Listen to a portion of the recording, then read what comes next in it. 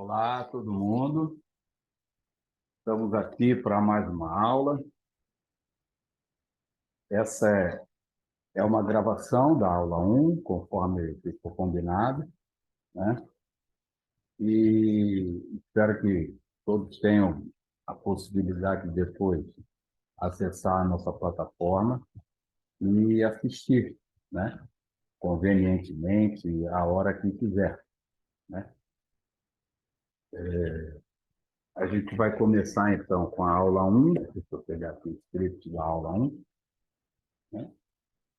A origem dos cultos afrocariocas, esse é o título do nosso curso. E a aula 1, formação dos cultos afrocariocas na ordem escravocrata. Eu primeiro queria advertir que todo mundo pode ficar tranquilo, o conteúdo dessas aulas, gravadas aqui nesse momento, vão estar lá à disposição na plataforma, conforme foi combinado, e também o material, os slides das aulas vão estar lá, e o texto também, né? O material escrito, com a bibliografia, para todo mundo acessar, vai estar lá à disposição na nossa plataforma. É só acessar e vai estar lá. Então, vamos lá, introdução aos estudos afrocariocas. Primeiro, é preciso esclarecer que esse termo, cultos afrocariocas, não é uma invenção minha, mas eu me apropriei para denominar cultos afrocariocas aqueles que hoje são praticados na região do Rio de Janeiro, na cidade, mas também no entorno, aqui no Rio, onde a gente chama ali de a Baixada Fluminense, porque esses cultos vão ter início ali onde chama hoje a Pequena África, o centro da cidade, e depois eles vão se espalhando para toda a região urbana, a partir do momento em que a cidade vai crescendo. Os pretos e pardos também vão sendo, não diria expulsos, mas quase isso, né? Vão sendo desapropriados, desalojados e mandados para essas periferias e os cultos. Esses praticantes também procurando regiões mais seguras para não ter interferência da polícia, e no início, a gente sabe, houve muita perseguição, muito mais do que hoje, porque esses cultos eram realmente proibidos, e eles vão se espraiando para essa região que a gente chama hoje de o Grande Rio, né? Então, afrocarioca no sentido de que eles têm origem realmente na cidade do Rio de Janeiro, né? Fazem parte dos cultos de um grande grupo chamado os cultos afro-brasileiros, né? Que alguns preferem chamar de cultos de matriz africana, mas eu prefiro chamar de cultos afro-ameríndios, porque a gente não pode ignorar a presença simbólica, a presença em termos de saberes, de conhecimentos, mas principalmente da herança cultural, religiosa, de entidades, porque essas entidades é que são cultuadas, né? De entidades tanto africanas quanto brasileiras, mas também ameríndias, brasileiras ameríndias, né? Ou indígenas. Então, a denominação do grupo maior, para mim, seria cultos afro-ameríndios. Né? Dentro desse grupo grande, o grupo menor, cultos afro-cariocas, aqueles que têm origem na cidade do Rio de Janeiro. Então, na minha pesquisa, eu uso esse termo para englobar todos esses cultos que tiveram início, sua formação durante o período escravocrata. Então, essa primeira parte chama Formação dos cultos afrocariocas na ordem escravocrata. Diversos cultos ou associações de cultura religiosa se deram ao longo desses 3 séculos e meio que a gente vai abordar aqui durante essas aulas, né, esse curso. E eles é que vão dar origem aos cultos que existem, né, que sobreviveram, que estão aí até hoje, né, nessa região. O mesmo fenômeno se dá em várias regiões do Brasil, tanto no Sudeste, quanto no Sul, quanto no Centro-Oeste, no Norte e Nordeste também. E eles podem ser designados assim, afro-baianos, afro-pernambucanos, afro-paraibanos, né? Sempre com essa classificação que eu prefiro colocar, onde os cultos ameríndios se amalgamam com os cultos de origem africana também.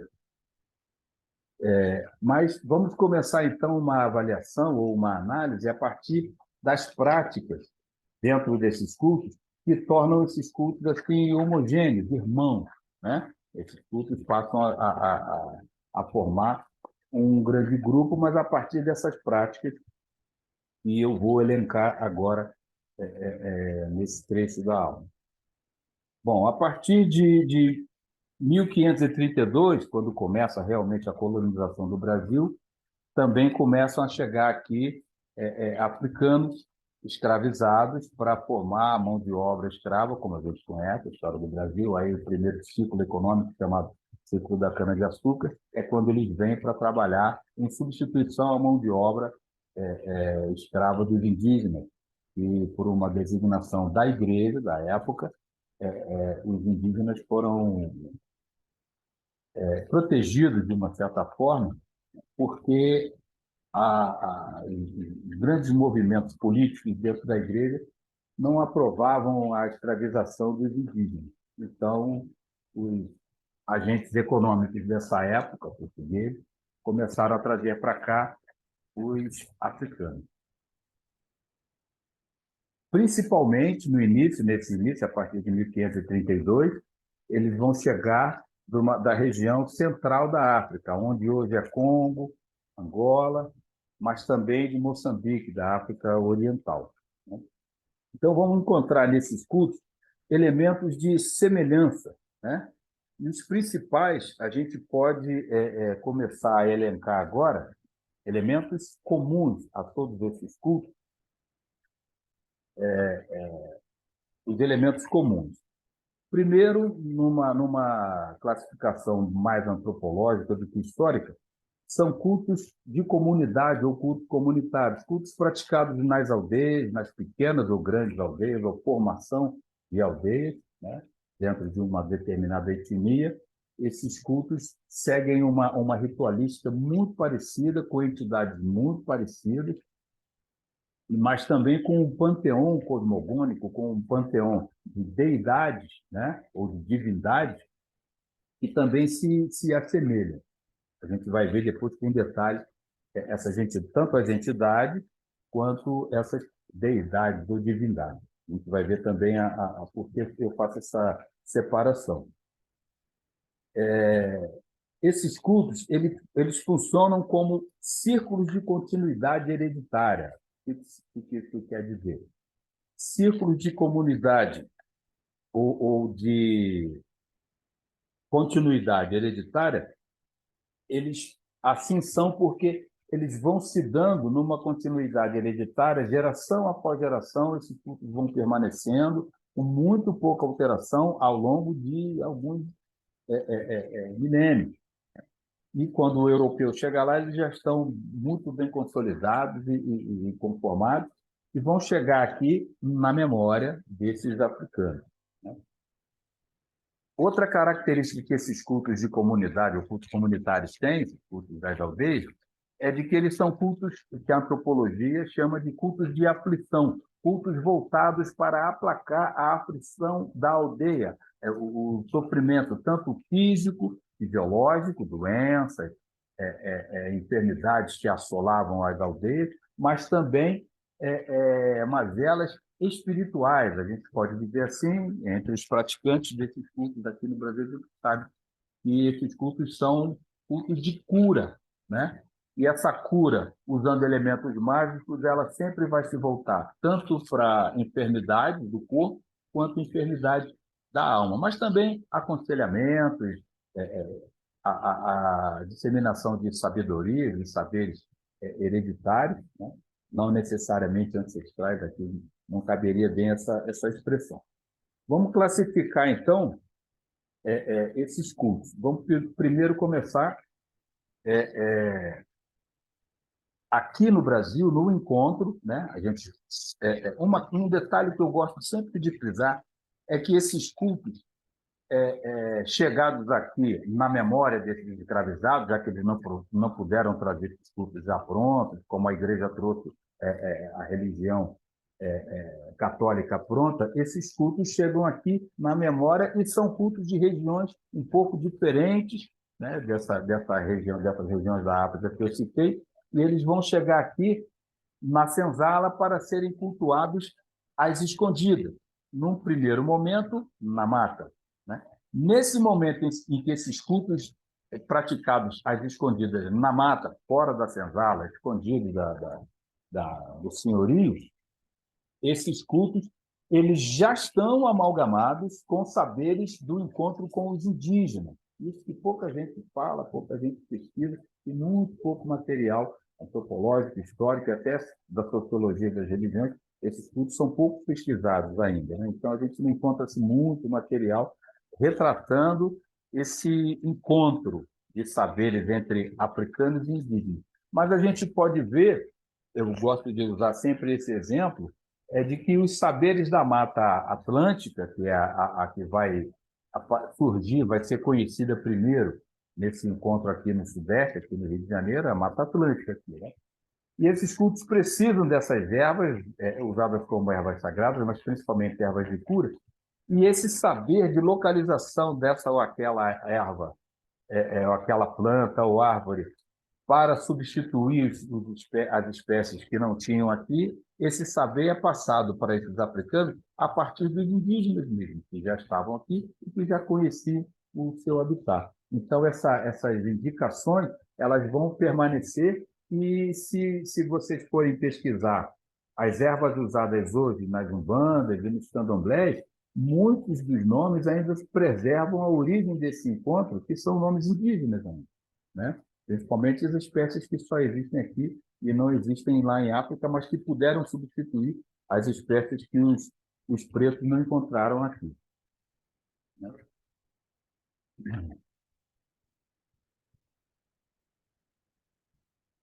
Outro elemento semelhante desses cultos é a mesa sagrada, a formação de uma mesa sagrada. Eu estou usando um termo ocidental, mesa, né? Que lá, em várias línguas que vieram para cá, da categoria Bantu, do grupo linguístico Bantu, essa mesa, né, ela vai ter uma conformação. O registro mais antigo, que a gente vai ver depois com detalhe, que é a cabula, ela já apresenta, os primeiros registros da cabula são de 1630 até 1680, tem registros, alguns padres registraram, a gente tem um registro escrito dele, inclusive, de um culto registrado no Espírito Santo, né, da cabula, e pela avaliação, pela análise desses elementos, a gente vai ver que já nessa época, no 1600, a gente já vai encontrar elementos tanto do catolicismo, a gente não pode esquecer que os pretos eram catolicizados e passavam a praticar, junto com as suas práticas religiosas de memória africana, passaram também a acrescentar elementos do catolicismo, né? A partir dos santos, da devoção aos santos, a gente vai ver isso com um pouco mais de detalhes depois, mas também entidades recentes, entidades de Bacuros, entidades herdadas. A gente vai ver o significado de Bacuro um pouco mais lá na frente, e vai ver que não é nada desconhecido, nós conhecemos, né? Só não tratamos com esse nome, mas essas entidades nós lidamos com elas até hoje nesses cursos. Eu vou dar uma dica aqui, um spoiler. Preto Velhos, Caboclos e Exus da Umbanda são bacudos, são antepassados recentes que retornam para praticar a compaixão, a caridade e orientar a formação e manutenção desses cultos. Mas também um outro elemento que vem de África são as rodas ou os círculos místicos, né? A roda mística ou o círculo mágico, ele está presente em vários cultos, uma infinidade, mais de 1000, talvez, muito mais, 1000, 2000. Eu pesquisei muitos em regiões diferentes e essa roda ela aparece lá, esse círculo mágico, né? Ele aparece lá e ele também continua presente nesses cultos hoje ainda, né? Basta lembrar a roda do candomblé, né? Sempre em sentido anti-horário, né? E a gira de Exu, por exemplo, quando é feita ao ar livre e tal, aquela roda que é formada, né? E no centro dela, onde o Exu faz os símbolos místicos, acende a pólvora e tal. Ou seja, esse elemento mágico que é o círculo, ele está presente também nesses cultos. E tal. Então, a gente não pode esquecer o círculo africano, né? Eu chamo assim na minha pesquisa, o círculo africano ele está presente até hoje como elemento místico, elemento mágico na formação, na organização das giras, né? Como a gente fala hoje, das sessões e tal. Esse círculo ele ainda está presente. Uma categorização que a gente pode fazer também desses cultos, além dos cultos da mata, com a mesa lá, tal, aqui a cabula é um exemplo, os cultos de senzala, porque a gente tem registro histórico de que na senzala, às vezes secretamente, às vezes abertamente, no terreiro de café, como é aqui na região que eu estou, né, na região sul do estado do Rio de Janeiro, eu moro aqui na cidade de Pati do Alferes, que é a região cafeeira aqui, com aquelas fazendas enormes, de 25 mil, às vezes 30 mil escravos, as menores tinham 5 mil escravos. Esses cultos também nascem aqui, dando origem a variedades que depois vão se amalgamando e vão gerando essa memória que a gente tem hoje dos cultos praticados hoje das umbandas cariocas, né? Esses cultos nascidos nesse ambiente de senzala, na minha pesquisa, eu chamo de cultos de senzala, né? Então, as estruturas usadas nas casas de culto afro-ameríndio, como eu já disse, que eu uso esse termo, que conhecemos hoje, têm origem nesses cultos. Rodas de dança, cânticos misturando as línguas, as diversas línguas bantu da África Central, faladas na senzala, né? As firmezas escondidas, quem é da Umbanda sabe que as firmezas da Umbanda elas ficam enterradas no candomblé também, eram escondidas para não serem devassadas, não serem descobertas pelo dono da fazenda, por exemplo, né? Os assentamentos enterrados, entre outros aspectos. Isso é um traço desse período, né? Dos cultos de senzala aqui. Mas também nessa categorização, o que eu chamo de os cultos de praia, ou os cultos das praias, e depois, a partir daí, as primeiras casas urbanas. Mas os cultos da praia, aqueles cultos que aí sim vão misturar, e é presente, é visível, a presença de entidades, tanto da herança tupi, daqui do Rio de Janeiro, né, da herança tupi, as mães d'água, né, como a gente, se eu falar hoje esse termo mãe d'água, todo mundo sabe a quem eu estou me referindo, né? Em África, as mães d'água que vieram são as mães da água doce, as mães da água doce parada, dos lagos, a água doce em movimento, a água dos rios, mas também a água salgada da praia, né? Esses cultos que vêm da África Central, eles são muito mais cultos de praia, assim como os indígenas encontrados aqui. Para ilustrar o que eu estou explicando agora, eu vou usar alguns termos que vocês conhecem: Janaína, Indaiá, Iara, são mãe-d'águas da tradição indígena que vieram para essa mistura, para esse encontro, para esse amálgama que são os cultos de hoje, né? E com a junção desses cultos de África Central, que foram trazidos, sim, a samba, dandalunda, foram também se amalgamando depois, muito tempo depois, com a chegada dos cultos de Yorubá, esses nomes foram se amalgamar também, esses símbolos, esses dentes, essas divindades, vão se amalgamar com as Iemonjás, ou Iemanjás, como a gente fala aqui no Brasil, trazidas pelos Yorubás, né? E é por isso, então, que na Umbanda é muito comum uma imagem de uma mulher branca, de cabelo preto, com uma vestimenta assim, vestal, né? Que parece que parece não, é uma roupa que sai, é formada pelas águas subindo, né? E ela com as mãos abertas assim, às vezes com duas estrelas, ou com as mãos vazias mesmo. E e é chamada de Iemanjá, né? Essa imagem de Iemanjá na Umbanda carioca. Por que ela é Iemanjá? Ela é Iemanjá porque depois que vem uma influência muito forte dos cultos que vem de Salvador para cá, para o Rio de Janeiro, os termos Iemanjá os termos indígenas ou afro-indígenas usados antes vão ser substituídos por um símbolo maior por causa da influência desses novos cultos de Yorubá, muito depois, né, da formação desses afro-cariocas, eles vão adotar esse termo Iemanjá. Mas a entidade, na Umbanda, a gente sabe, a Umbanda não cultua orixás. Iemanjá é uma entidade, é uma divindade ancestral dos Yorubás e é um orixá.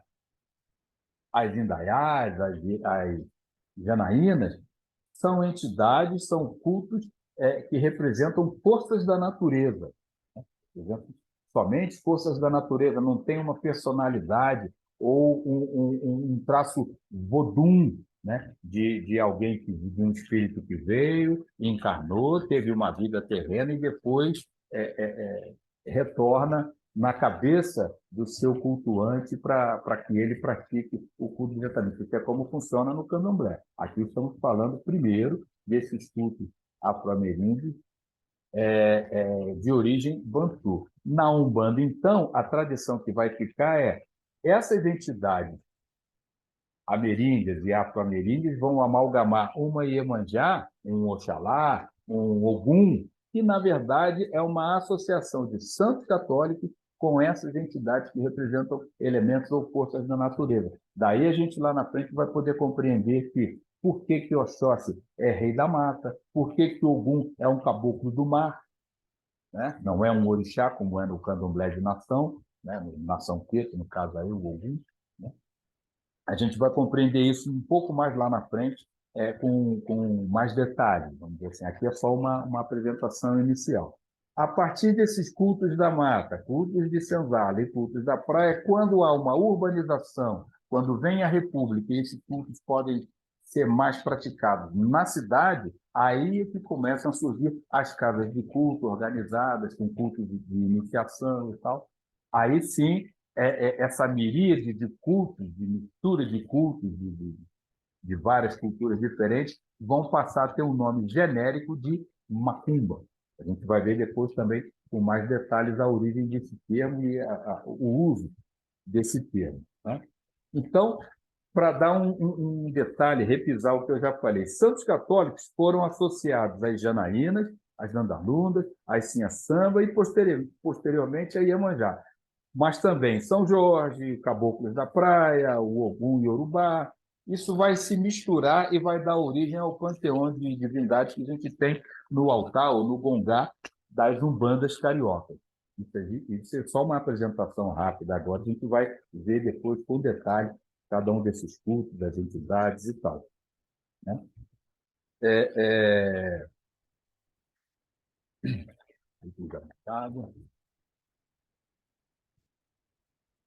Bom, herança e memória de cultos bantu da África Central, no Rio de Janeiro. A contribuição bantu. Bantu é um termo para designar um grupo linguístico muito presente na África até hoje, não são línguas mortas, línguas antigas, são línguas faladas hoje ainda, cerca de umas 800 variações diferentes, mas que são muito assemelhadas, os termos têm sempre a mesma significação, alterando aqui a construção do termo, da palavra, numa ou noutra língua bantu, mas com os significados sempre muito parecidos, quase idênticos, às vezes representando o mesmo o mesmo termo, tendo o mesmo significado. A historiografia, mas também a antropologia e a sociologia das religiões aqui no Brasil separa essa herança que vem de África em dois grupos, os sudaneses e os bantus. Primeiro chegam os bantus, a partir de 1532, depois, a partir de 1780, começam a chegar os primeiros iorubás, mas o que nos interessa, na cidade do Rio de Janeiro, cultos de iorubá somente a partir de 1820, 1830, principalmente depois da revolta dos malês, vem cultos de iorubás para cá, a gente vai ver em detalhe esses cultos da sequência, como é que eles vêm para cá e tal, e aí é que eles vão se misturar. Então, percebam o detalhe do tempo. de 1532 a 1820, 1830, olha quanto tempo se passou somente com a influência de cultos bantu na cidade do Rio de Janeiro. Então, essa presença, essa força é muito mais importante, representativa dentro desses cultos até hoje.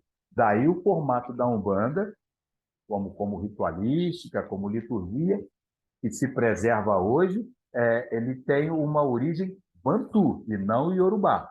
A principal diferença do culto iorubá que chega aqui, dos cultos iorubá que chegam aqui, principalmente os cultos que vão dar origem aos candomblés, a diferença para os cultos bantu é que um cultua antepassados recentes, o culto bantu cultua antepassados recentes e divindades da natureza, forças da natureza, chamados assim, vamos dizer, aqui no Brasil, num grupo generalizado, né, mais universalista, de inquices, que é como também se chamam lá as divindades no candomblé Congo-Angola, os inquices.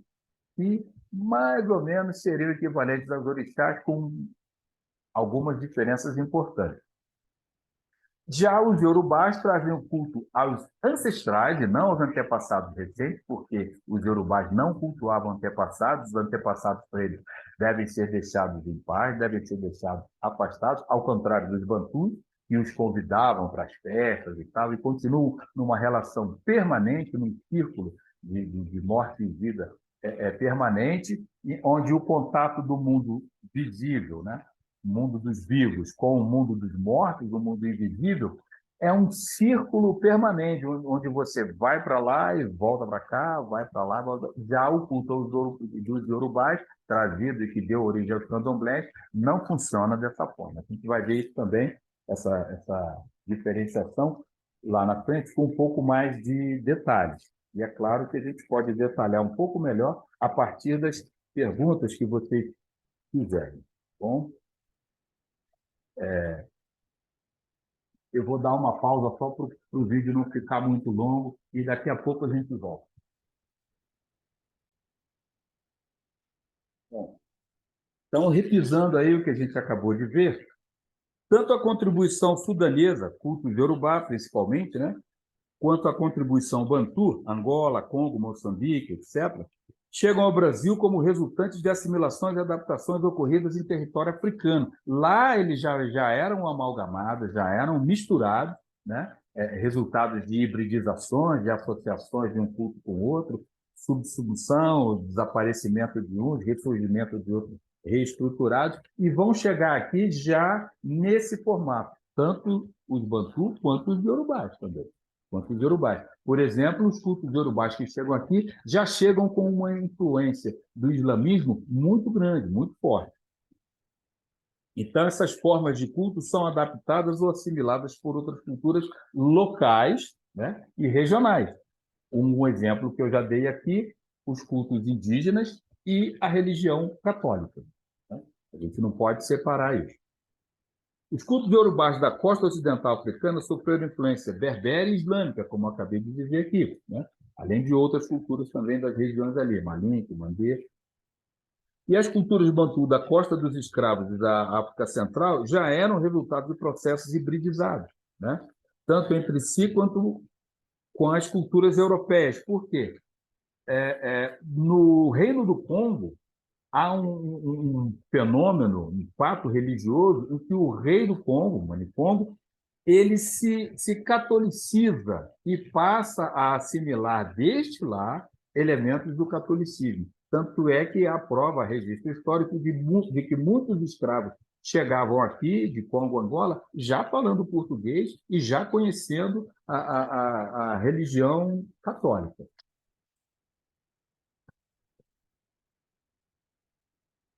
Os de senzala, eu já referi, eu queria fazer referência agora a um fenômeno que surge no Rio de Janeiro, ele vai surgir de outras formas, de outras regiões, mas aqui no Rio de Janeiro ele vai surgir, esse fenômeno cultural entre os afro-brasileiros e africanos recém-chegados, vão formar uma festividade pública na rua, há registros disso a partir de 1780, na cidade do Rio de Janeiro, essas reuniões eram chamadas de zungus, né? Há registro de que onde é hoje o Campo de Santana, a Praça da República, ali na região central do Rio de Janeiro, haviam reuniões de mais de 600 ou até 1.000 escravizados, pretos e pardos, livres ou escravizados, que se reuniam segundo as suas etnias no dia de domingo, que era um dia que o escravizado não trabalhava, né? Ninguém podia trabalhar, era um dia santo, né? O comércio não abria e tal. Esse costume continua até hoje, né? De uma certa forma, com exceção de shopping, farmácias e tal, mas eles continuam, perdão, esse hábito ele continua na nossa cultura do domingo ser um dia santificado para os católicos e que afeta a nossa organização. Os umbus eram reunidos sem uma interferência, vamos dizer assim, do Estado ou da Igreja. Eles tinham liberdade. Mas tentem imaginar 600 escravos subdivididos em grupos, né, ou nações, entre aspas, né, Kikongo, Kimbundo, Ovimbundo, Benguela, Preto-Mina, né, que aí já são um contingente já iorubá, não estou falando de candomblé ainda, que faziam essas festas cantando suas músicas e tal, mas que havia ali já manifestação de entidade e divindade. Então, era o culto religioso disfarçado, para o branco não interferir, de festas públicas, né? Com bebida, com cânticos, com dança e tal. Os umbus eram, na verdade, indilas, eram giras, né? Mas quando os padres começam a perceber que havia um risco daquela organização começar a empoderar esses pretos, o arcebispo, em 1821, se eu não me engano, ele pede ao imperador, perdão, ao chefe de polícia da cidade que proíba essas reuniões. Então, essas reuniões que eram numa praça pública, no passeio público, que era o Campo de Santana, que é enorme, né? Cabia muita gente, ainda cabe muita gente ali, eles passaram a ser praticados escondidos. A história da região onde está, não da pedra em si, mas da região da Pedra do Sal, quando naquela época ainda não tinha as comunidades carentes que existem ali hoje, era mata, né? Era um morro ali e tal, eles se embrenhavam por ali naquela região, subindo pela região portuária ali, onde hoje é a Pedra do Sal, e ali faziam essas reuniões de umbu escondidos da polícia. Se a polícia aparecesse lá, ia ter que acabar na mesma hora. Então, os umbus eles têm uma importância religiosa porque eles também vão dar força de continuidade ao que depois lá vai dar origem às casas de santo, às casas de culto.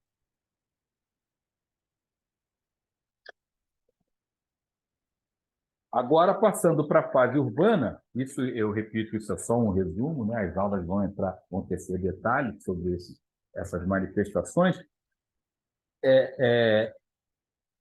Dois modelos de casa de culto. O primeiro que eu chamo na minha pesquisa de as casas de reza, aquelas casas onde morava ali o curandeiro, que recebia algumas entidades bacuro, um preto velho, mestre da cura pelas ervas, um caboclo, as casas de reza, né? Que vai dar origem depois, no espaço urbano, às rezadeiras. Eu, por exemplo, sou neto de uma rezadeira. Minha avó Noemi, minha avó materna, ela era rezadeira e trabalhava na casa dela, atendendo a clientela dela, e às vezes, como lá desde lá do início do século XX, como eu estou dizendo aqui, promoviam festas. Na casa da minha avó era uma festa que ela chamava de aldeia de caboclo, né? E promovia uma outra festa que era uma festa para as crianças do céu, para a Ibejada, como chama na Umbanda, né?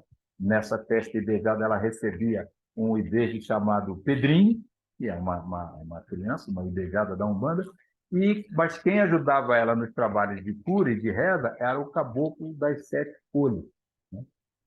Minha avó é afrodescendente, minha avó era mulata assim como eu. Primeiro formato, essas casas de reza, né, pequenos calundus espalhados pela cidade, né, e depois casas de culto iniciático, também em lugares ermos, escondidos, porque a polícia ainda perturbava um pouco, onde ali se reproduzia algo muito parecido com a cabula, que é um culto iniciático, para formar novos sacerdotes. A gente vai ver depois, em detalhe, esses cultos, como eram organizados. Então, esses dois modelos vão dar origem às casas de culto urbanas, tanto a casa de reza, eu uso esse termo, casa de reza, né, por falta de um outro melhor, e as casas, vamos chamar agora de as casas de santo, porque chamava, já desde essa época, as filhas que eram iniciadas, as mulheres, ou digamos, que eram iniciadas no culto pelo Imbanda, né, nesses cultos que têm origem lá na Cabula. O Imbanda era o nome do chefe, depois a gente vai ver esse termo, qual a origem dele, significado e tal, começam a iniciar suas filhas, então filhas de santo. Esse santo é uma referência aos santos da Igreja Católica, né? Como eram chamadas as divindades afro que chegam aqui também, né? Mas também nessa mistura aí há o que eu vou chamar de a mesa da pagelança, porque os saberes das entidades tupi estão lá. Basta lembrar o exemplo que eu dei, a minha avó cultuava um caboclo tupi, que era o seu sete folhas, né? O caboclo das sete folhas. Então, essa que a gente hoje pode usar esse termo pagelança, né? Que é um termo genérico, né? Essas pagelanças eram sessões de cura coletiva, onde o caboclo, através do charuto e do uso de folhas, de ervas, ia promovendo as curas espirituais ali, como acontece na Umbanda até hoje. Mas também o que era retirado dessas pessoas, o que era retirado do ponto de vista místico como maléfico, era juntado aquele resto ali, as folhas que sobraram, a vela apagada e tal. Isso era depois devolvido para a natureza, nas praias, nas matas e, segundo a tradição que vem do Congo, nas encruzilhadas. A cruz que a gente vê no Cruzeiro das Almas é uma adaptação do símbolo místico poderoso trazido pelos Congo, que é a encruzilhada, que tem um significado muito forte lá, que é um símbolo místico universal, né? Não é necessariamente somente um encontro de caminho, né? Mas de vertentes, pontos cardeais de orientação terrestre, de reorientação terrestre, uma coisa um pouco mais complexa do que só como a gente vê uma encruzilhada onde eu vou arriar um despacho para um Exu, para uma pombagira, ou deixar ali despojos de um trabalho, como é no candomblé, um ebó, né? Que é um processo de limpeza.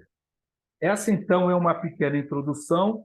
No nosso próximo encontro, nós vamos ver da cabula as macumbas e casas de santo, vamos ver com mais detalhes esses movimentos originários, como é que eles vão se dando ao longo da história. Esse é o conteúdo, então, da primeira aula. A partir daqui, então, está aberto aí com essa introdução, está aberto o nosso curso e eu espero que vocês tenham tirado aí um bom proveito. Não esquecendo que todos podem, através da plataforma, mandar os seus e-mails para mim e eu vou responder um por um. Seus e-mails com as suas perguntas, suas dúvidas, já que aqui não é ao vivo e você pode formular suas questões e mandar e eu vou responder quase que imediatamente. Tá bom? Então, fica combinado assim. Até a próxima aula, então. Muito obrigado pela atenção até aqui.